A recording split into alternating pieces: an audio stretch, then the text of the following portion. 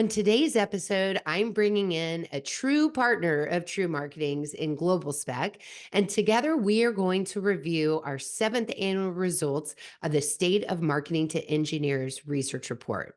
This report was designed for you, marketers that are targeting engineers and technical buyers, and it helps you understand their behavior from how they search for information to make purchase decisions and how they consume that information. So, like content preferences, channels, podcasts, video, newsletters, all sorts of juicy details that'll help you allocate your budgets and help educate your leadership and sales organizations on how technical behavior has changed over time. And in fact, because of that, we include benchmarking questions that we ask year after year so we can monitor trends. And then we add new questions of areas where we want to dive deeper, as well as just emerging things such as AI.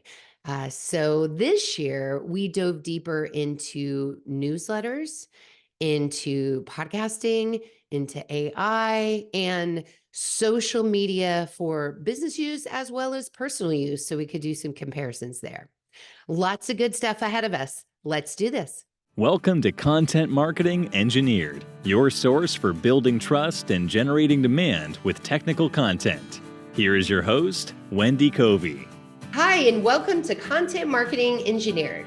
On each episode, I'll break down an industry trend, challenge, or best practice in reaching technical audiences.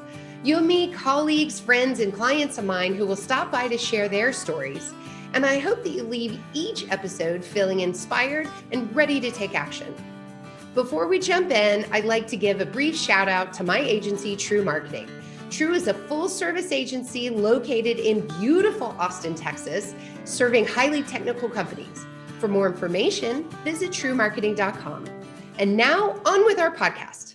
Hey, everyone, and welcome to another episode of Content Marketing Engineered. I'm joined today by CJ Haight. He is the Content Marketing Manager at Global Spec. Welcome to the show. Thank you, Wendy, for having me. I'm excited to be here. And I just saw you not long ago here in Austin, where we launched this very same research report that we're talking about today at the Industrial Marketing Summit. So good to see you again. How did you enjoy Austin?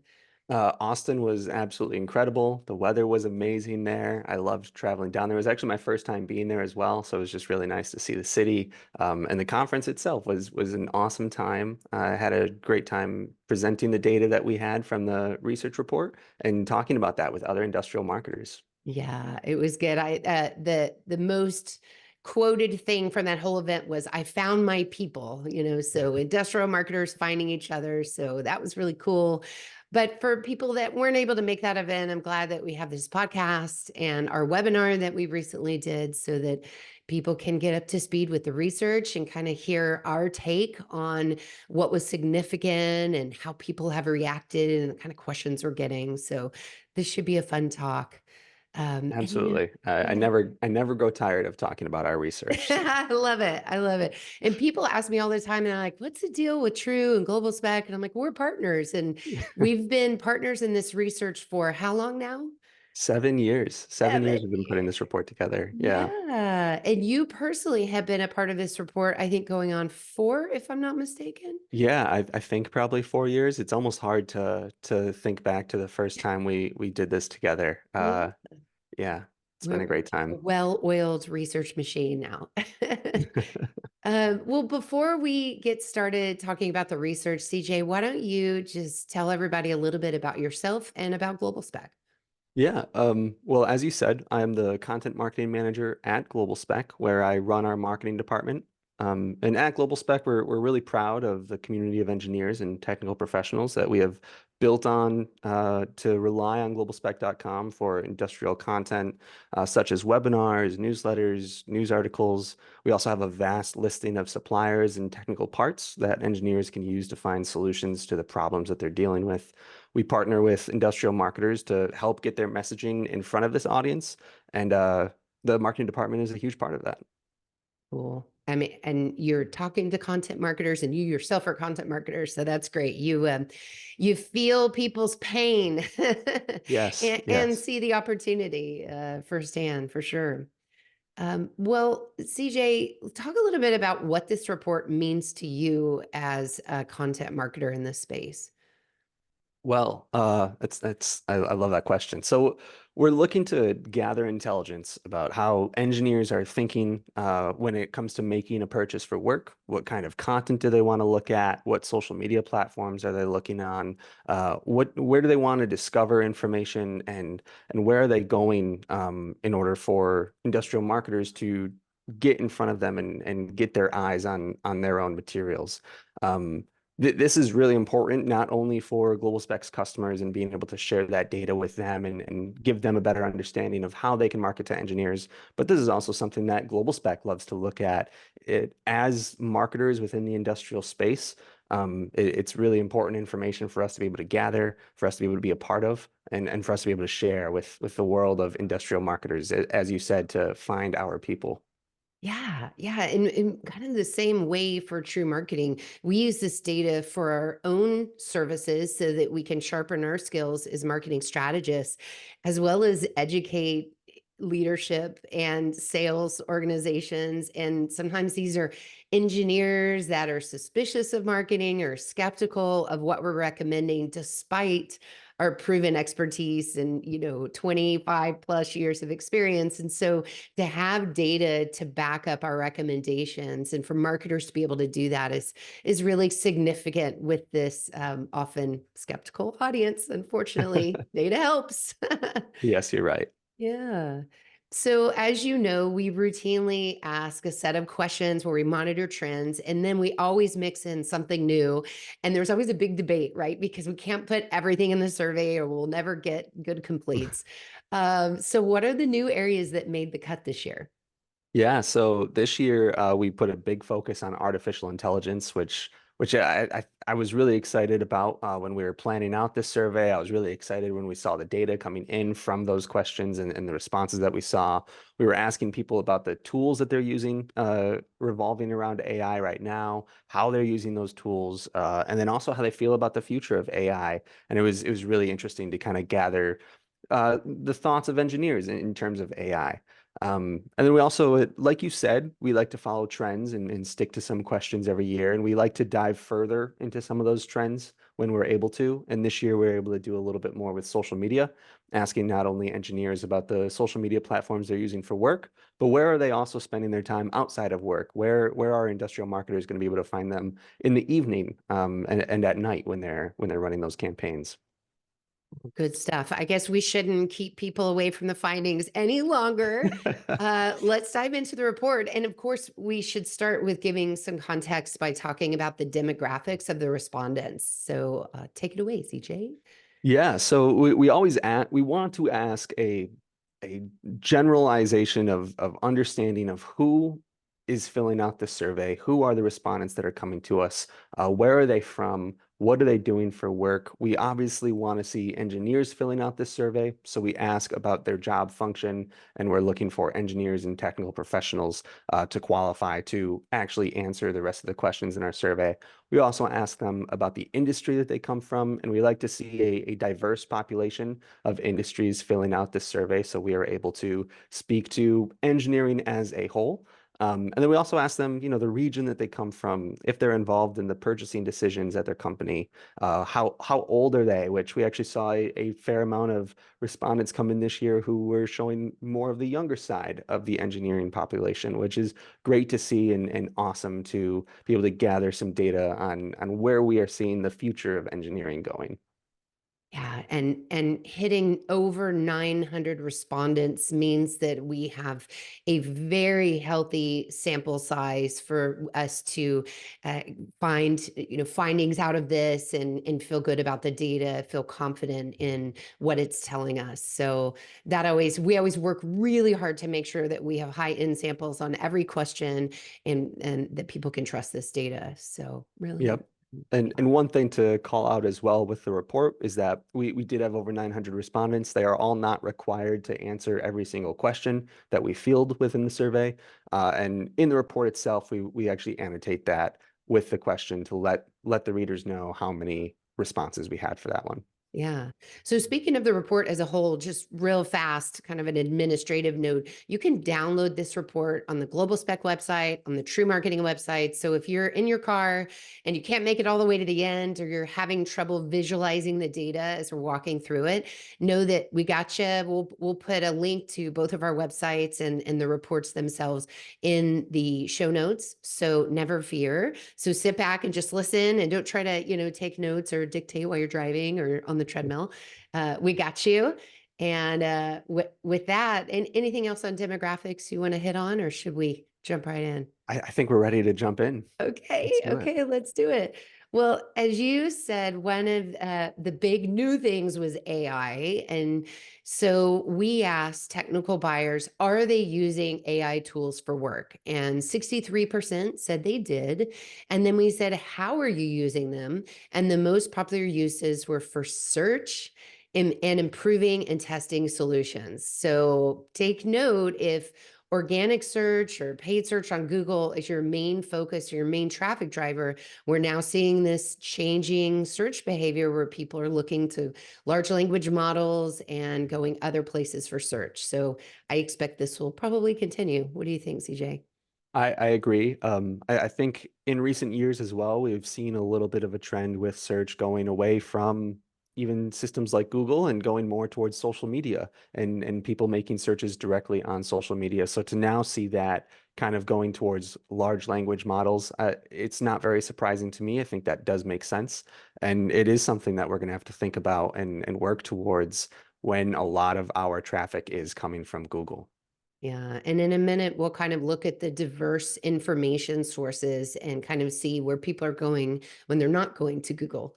But sticking with AI based tools here, one of the things we wondered is, do engineers trust the answers they're getting from AI based tools? And in this, we broke this down by regions. So the global average on trust was it was kind of low, but higher than Europe. So 63% of the global people use these tools, and they trusted 6.5% was the average out of a scale of 1 to 10. The trust Mhm. level is a 6.5 for North America and 4.1 for Europe. So just as in Europe, privacy is a huge concern, and Americans seem a little less concerned about that. We're seeing the same thing on trust from these AI tools. What do you make of that, CJ? I think that that makes sense as well. You know, we've seen a lot of laws being passed throughout Europe in order to help protect the privacy of people living over there. So I think it makes sense to see that when AI is coming about, especially in what we would call probably the early side of AI still, and to see a lack of trust there from people, especially in Europe, I think makes sense.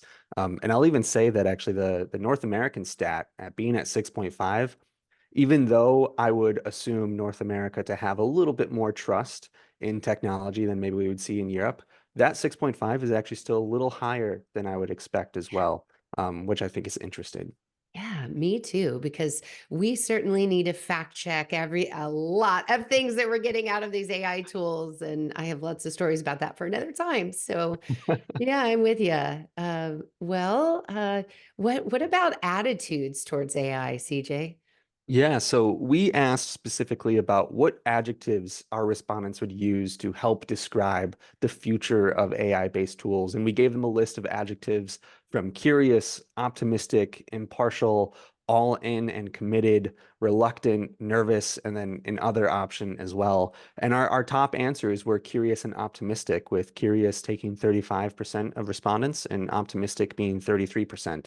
So while we are seeing, a roadmap of trust, whether people are very untrustworthy or people are kind of trusting the future of AI, we can see at the top here is curious and optimism, which is definitely good adjectives to see. Maybe showing a little bit of a positive light in terms of the adjectives chosen.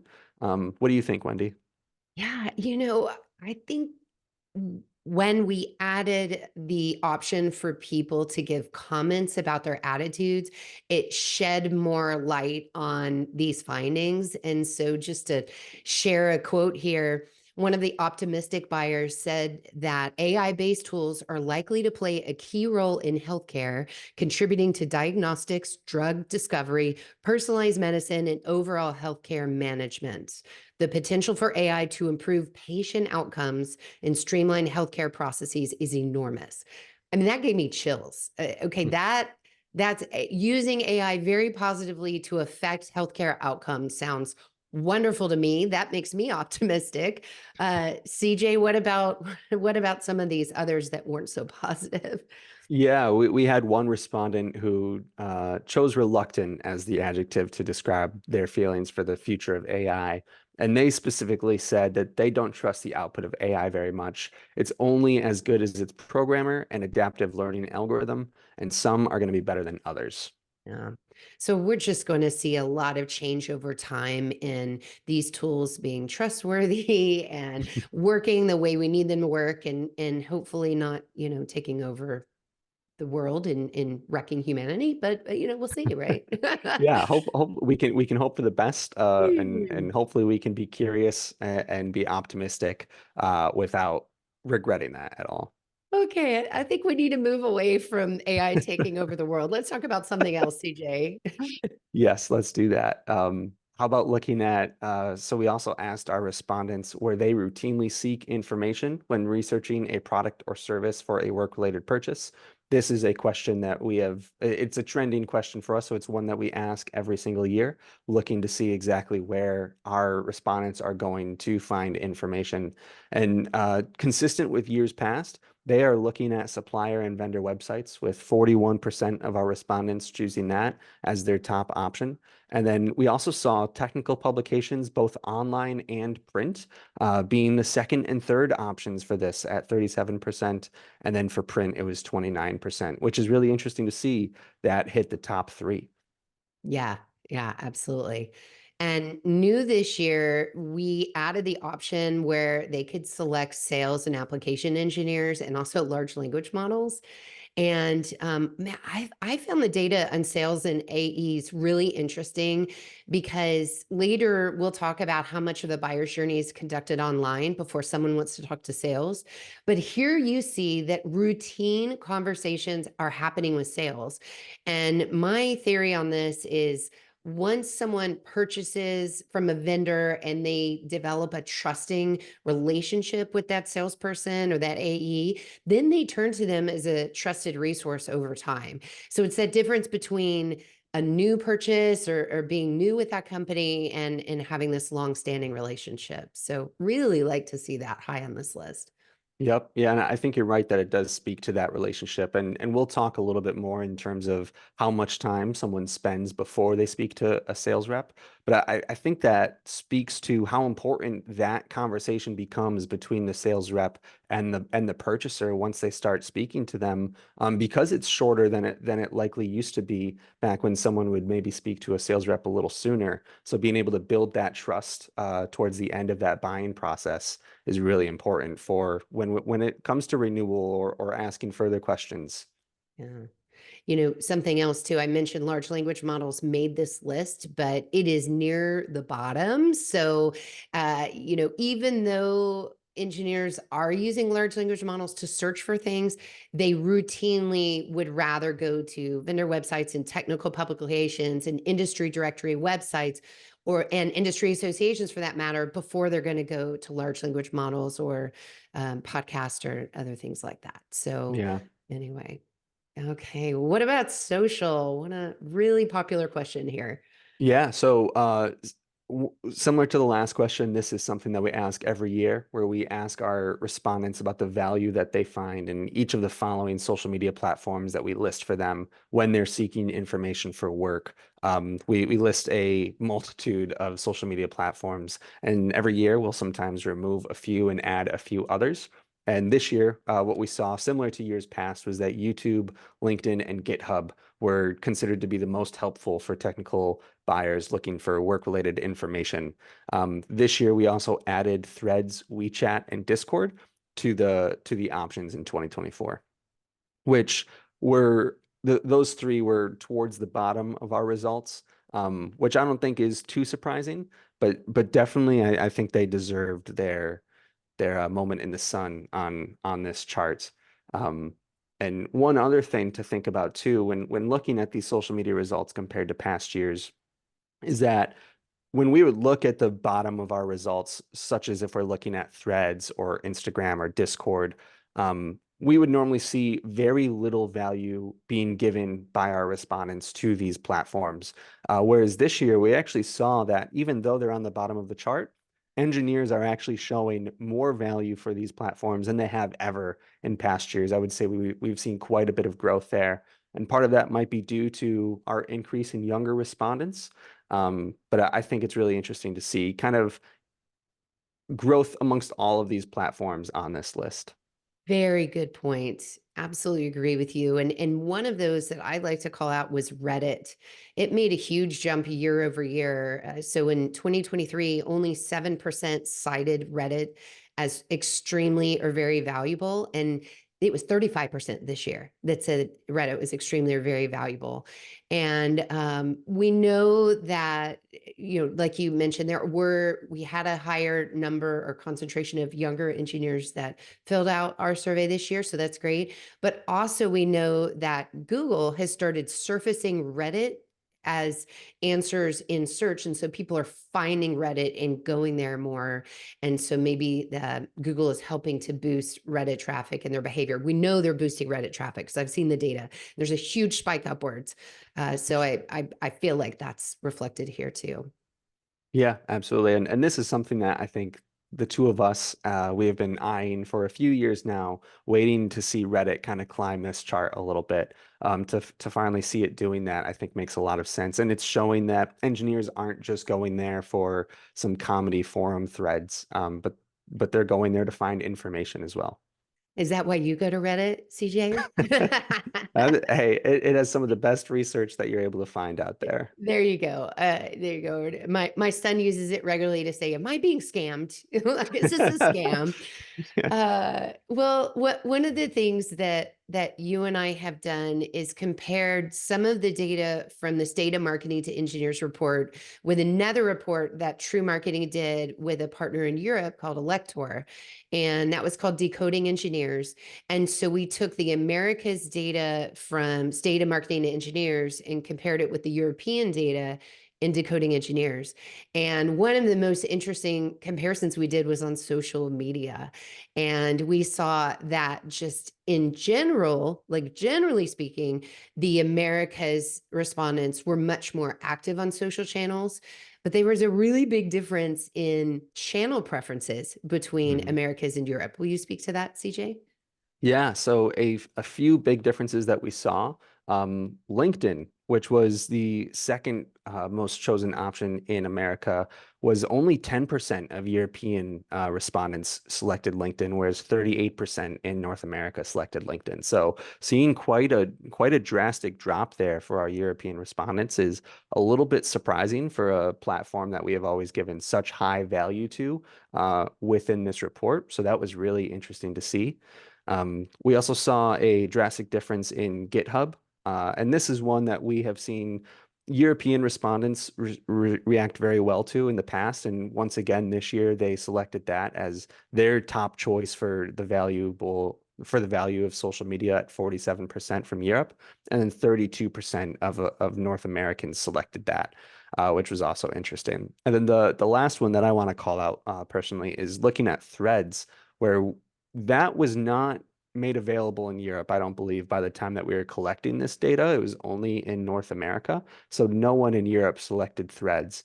But in North America, we actually saw 30% of respondents selecting Threads, which is also really interesting because this is a brand new social media channel. And so to see it have such a drastically high response in North America is really interesting. And it'll be interesting to see if Europe stands along with that next year when we collect this data again and they're able to actually have some experience with playing with Threads before filling out the survey. It'll be interesting to see where that goes. Yes, it will. So, just to clarify, when you called out those percentages, what we did was isolate people who said that this platform was either extremely or very valuable for work. And so, yeah, YouTube and LinkedIn ranked the highest for Americas, but in Europe, it was YouTube and GitHub. So a pretty remarkable difference. Yeah. How about differences by age? Did that change anything?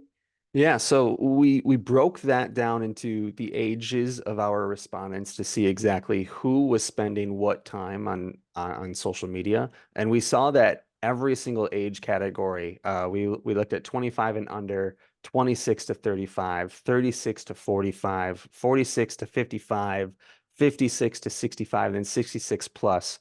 Every single one of them chose YouTube as their top option for social media. And then with the second leading options being LinkedIn, Facebook, and GitHub. But then there was this surprising little thing for the 26 to 35-year-olds, and that was Threads was listed as the third most valuable social media platform. It showed up in the top three. I couldn't believe it. I checked the data so many times to make sure this was accurate. So really interesting. Yeah, really interesting. And I think this data is really cool. And even looking at YouTube being at the top, I mean, I think that speaks a lot to just the importance of video content when it comes to making marketing content for engineers. Like clearly they're spending their time on YouTube, no matter what age range we are looking at, they like going to YouTube to find answers. So it's a platform that's really important for us to be on. Yeah, yeah. And we have more video data that we'll share in just a moment. But first, sticking on social media, one of your favorite things that you wanted to explore, CJ, was okay, but how are these technical buyers using social media in their personal time? And what do we find out? Yeah, so when it comes to marketing, we can't just focus on the 9 to 5 and reaching engineers during the day. We need to be thinking outside the box and thinking about how we can get in front of the eyes of these engineers, even when they're at home on their personal time, just to make sure our brand is top of mind for them. And so we asked about what social media channels engineers are using within their personal time. And once again, we saw YouTube at the top of that list with 51% of our respondents choosing that as a social media platform they would use for personal use, which again, and we'll get more into this in just a moment, but speaks to the importance of that video content. No matter what time of the day, if you're making video content, you can get in front of the eyes of engineers, which is what we want to do. Second place for that question, we saw Facebook at 42%. So that snuck up above LinkedIn, which does make sense since we're talking about personal time. And then looking at LinkedIn, that was third place at 38%. Which surprised me. It ranked higher than Instagram, and one would think, based on your age, Facebook and Instagram would be the go-to over LinkedIn. So, Yeah. huh. So maybe that occasional personal post on LinkedIn might be okay if done correctly. Yeah, Yeah. interesting. How about by age? Yeah. So I think this might help speak to LinkedIn being up there a little bit because we're looking at this by age and the personal time that engineers are spending on social media. So once again, we broke this down 25 and under, 26-35, 36-45, 46-55, 56-65, and 66 plus. 25 and under was the only group here that didn't have YouTube as their top social media platform. What they actually had was Instagram and LinkedIn, which I think is speaking a little bit to the younger crowd in general. Maybe they are spending some personal time on LinkedIn because they're still at the beginning of their careers. So they are still on that social media platform, growing their career, networking with others, and then also spending time on Instagram, which I think speaks to the type of content that maybe some of the younger generation of engineers are looking for, or maybe they're not spending time on YouTube looking for videos that are 10 minutes plus, but instead scrolling through Instagram, watching short videos, looking at photos, and really speaking to the type of content that they are going to be looking for. As with the breakdown of age groups looking at social media for work, we saw the same thing when they're looking at social media on their personal time, where YouTube was the top answer for them. And then Facebook was actually the second answer if we're looking at 26 to 65, with LinkedIn taking that second answer for 66 plus, which I think is again speaking to LinkedIn reaching that third slot in terms of the chart breakdown. Yeah. One thing we haven't mentioned was TikTok. And of course, TikTok was another one that we recently added to this. And for personal use, it fell somewhere in the middle. So it was under X, formerly Twitter, but it was above Mhm. Reddit, and others like WeChat, Quora, Threads.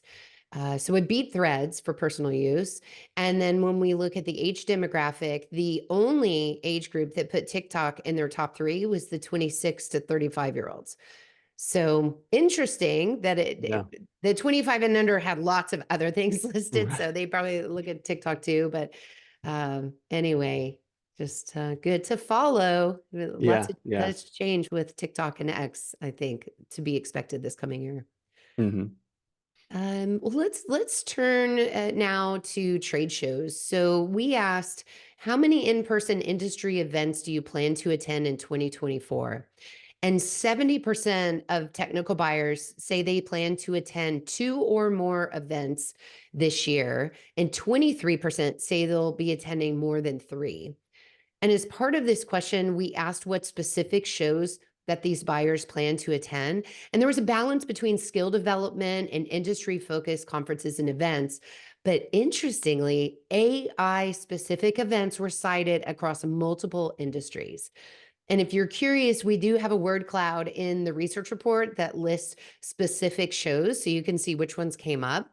But just as a spoiler alert, I guess, the most cited event was the Consumer Electronics Show, followed by the AI Summit, the Offshore Technology Conference, and the Rockwell Automation Fair. So that's that. How about newsletters?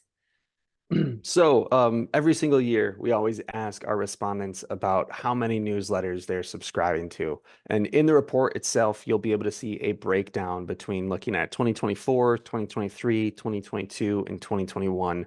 A few things that I think are really notable is that 3 to 5 subscriptions is constantly the winner. It has been the past 4 years, with 39% of our respondents in 2024 choosing 3 to 5 subscriptions as the amount of newsletters that they subscribe to, with 1 to 2 being that second place at 32%.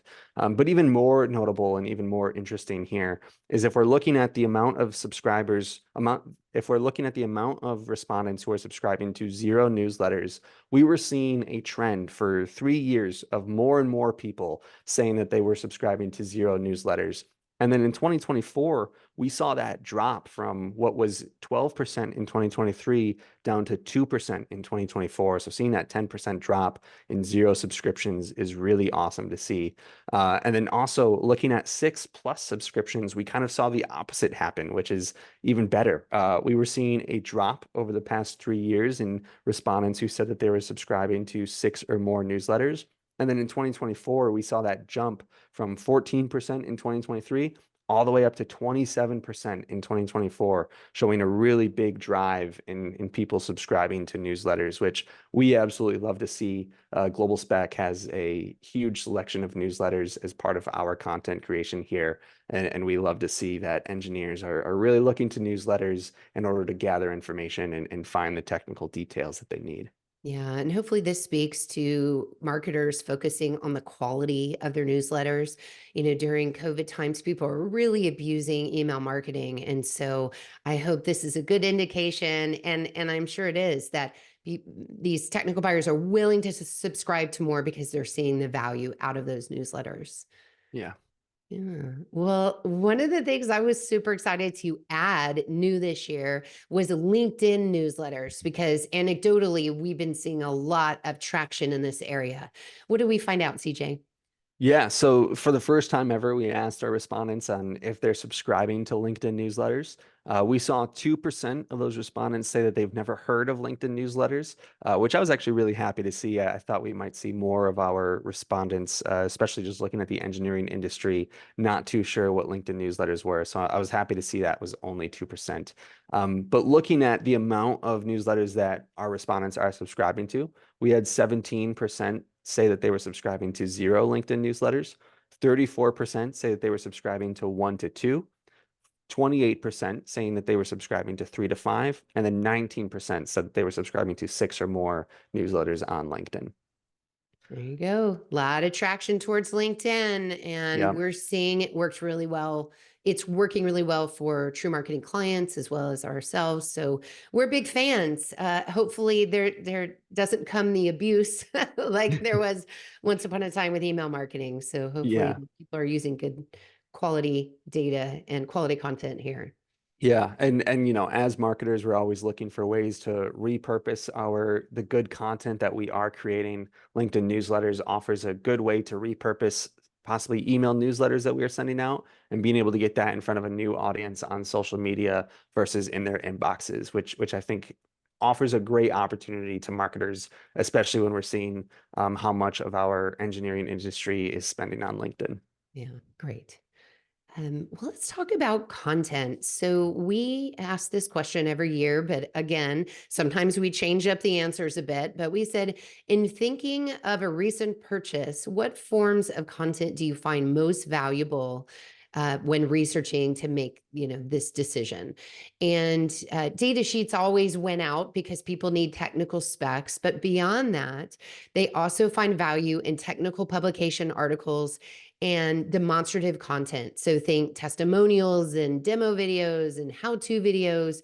And then CAD drawings always shows up in the top set of valued pieces of content. And CJ, we always get this question. Okay, well, it looks like from the answers that these are all hardware people or these are all software people. And could you tell me specifically for what I do? And so we did. So for the first time, we said, okay, what was your most recent major purchase? And we broke this out into hardware, software, and turnkey systems. And then we said, okay, in thinking about that specific purchase, what were the most valuable pieces of content? And we let them choose three. So for hardware purchasers, it was data sheets, technical publication articles, and CAD drawings. For software purchasers, it was a little bit different. It was product reviews and testimonials, product demo videos, and then data sheets still there for software, which kind of surprised me because I think of data sheets as being more spec and hardware driven. Mhm. And then for turnkey systems, data sheet was number one, followed by product reviews and testimonials and technical publication articles. So there you go. Depending on what it is that you're marketing, that might be helpful to you. But regardless of what it is, make sure you have those specs available and, readily available, not behind a firewall or anything like that, or, form, Right. Yeah. that sort of thing.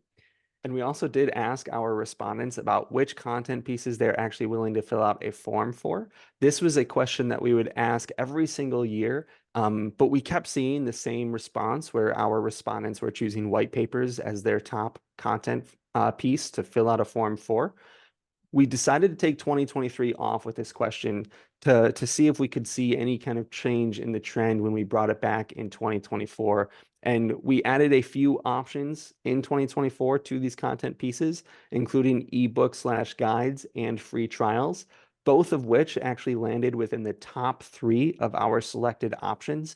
And white papers fell down to middle of the pack, which not only was a big change from what we have seen in trends of past years, but it really shows how much can change within 2 years just from taking this question off in 2023. So to break down some of that data a little bit further, ebook/guides was the top option for us at 36%.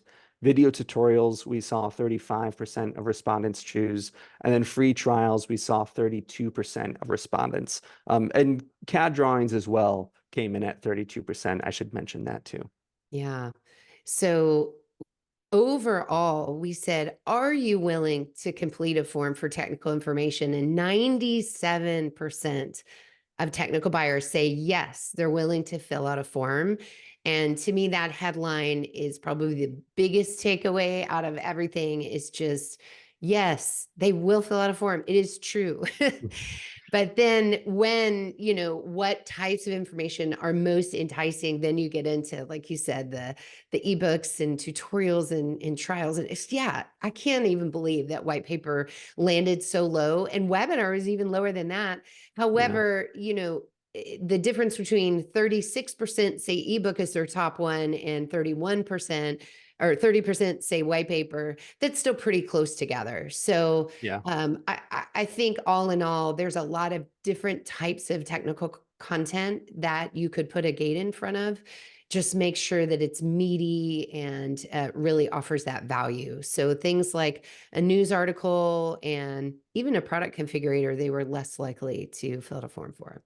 Yep. And I think what you called out as well, of 97% of engineers being willing to fill out a form, is definitely a huge highlight within this report itself. Because the last time we asked this question in 2022, we actually saw that 17% of respondents said that they are not willing to fill out a form. So to see that drop down to 3% in 2024 was really interesting, really cool to see. Yeah, yeah.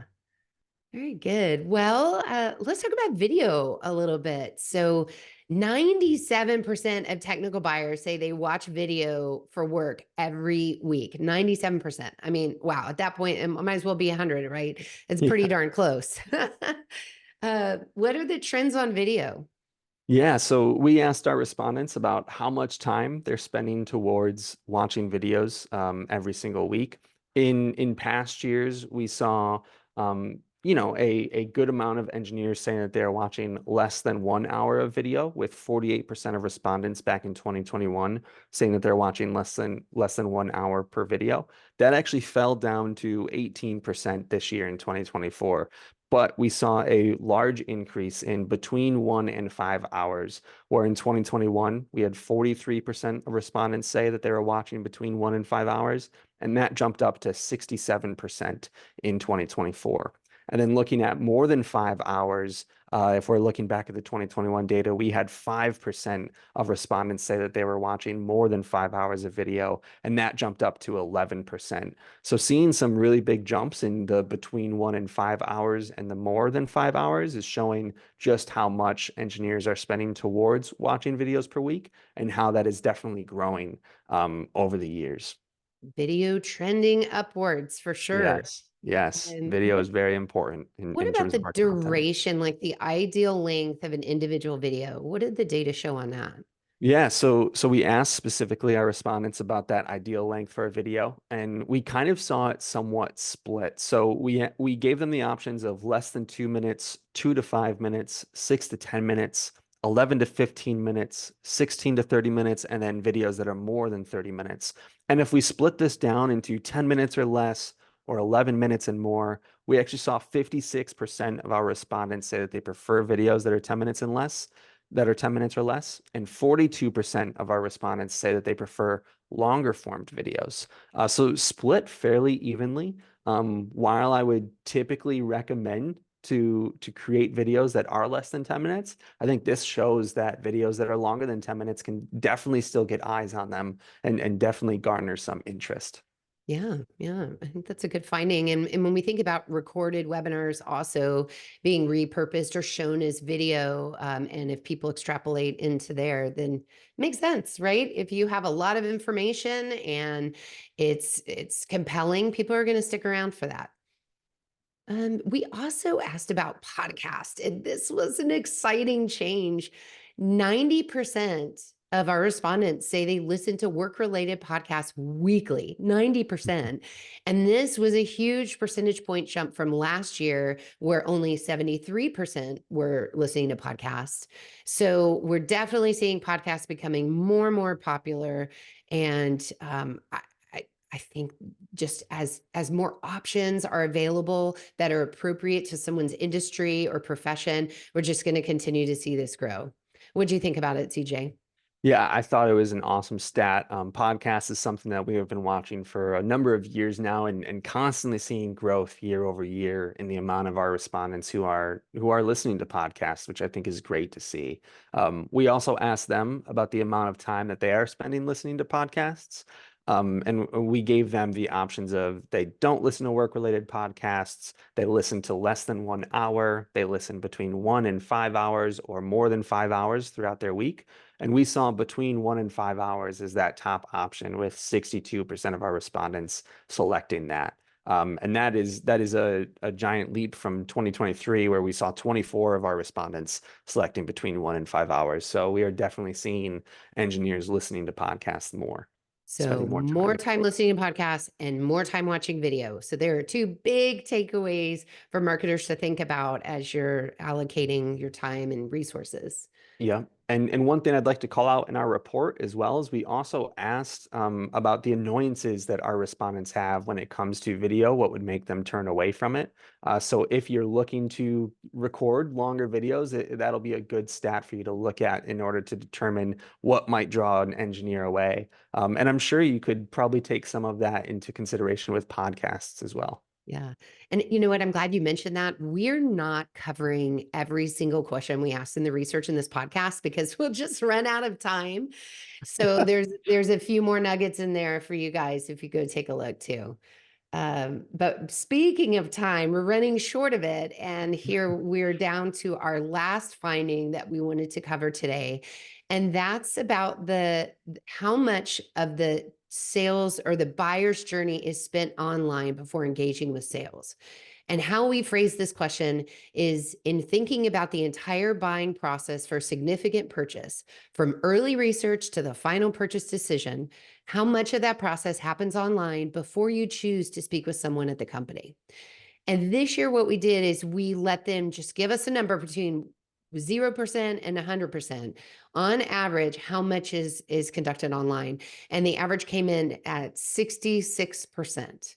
And this is a huge finding. And this is a big one for you guys to share with your sales organization because you need a cohesive strategy for your website and also for social media. And sales can have a presence and build their brand as a trusted advisor online before someone ever makes that call, and hopefully shorten that sales cycle and shorten that time, or at least be part of that online journey. Big finding here. And then we broke it out by age. And CJ, what did you see here? Yeah, so looking at this by age and seeing in terms of our age breakdown, who is spending how much time online before speaking to a sales rep. We asked them specifically to break it down by, do you spend 50% or less of your time online before speaking to sales, or do you spend 51% or more of the buying process online before speaking to sales? And every single age range that we broke down spent more than 51% of the buying process online. Specifically looking at younger engineers, 26 to 35, we saw 81% of those respondents say that they spend at least 51% of the buying process online before speaking to a sales rep. Yeah, they were definitely the most, I guess, active online or further along compared to their older counterparts. I don't think anybody's too surprised there. And it just gradually sloped downward as you go to the older engineers, the 66 plus. So definitely seeing big behavior shifting online. And we as marketers have to adjust to that, right? Yeah, it just speaks to the importance of the content that we're putting out, making sure we have enough content in order to really fill the gaps of that 50 to 60% of time being spent online. Yeah, it really shows important how it shows how important the job of marketing is. Yeah. Well, okay, we've gotten through it. What are some of your favorite takeaways, and what have you heard? How have other people react? I guess the research has been out in the wild for a month now. So give me just some parting thoughts on all Y- this. Yeah, one of my favorite takeaways from this report is definitely going to be the amount of engineers that are looking towards newsletters in their inboxes. Seeing 98% of technical buyers subscribing to newsletters, seeing 81% subscribing to LinkedIn newsletters. I think that is an awesome stat. I love seeing that newsletters are kind of making some sort of comeback here in 2024, which I absolutely love to see. Another stat that I loved, and we kind of mentioned this, was just the social media platforms that engineers are spending their time on. Seeing YouTube at the top for both work-related social media as well as personal social media preferences. And again, this just speaks to the importance of video, needing video within our marketing content libraries. We definitely need to be good and agile when it comes to video. Yes, we do. And I'll add on, I'm just blown away by that podcast stats that so many technical buyers are turning to podcasts every week. And I have heard others, manufacturers specifically say, oh gosh, well, does this mean we should all start our own podcasts? And I don't think that that's necessarily the answer. Podcasts take a lot of commitment and consistency for them to gain traction. I think it can be as easy as taking your company spokespeople and your subject matter experts that are public facing and placing them on relevant podcasts. And maybe that's a good place to start.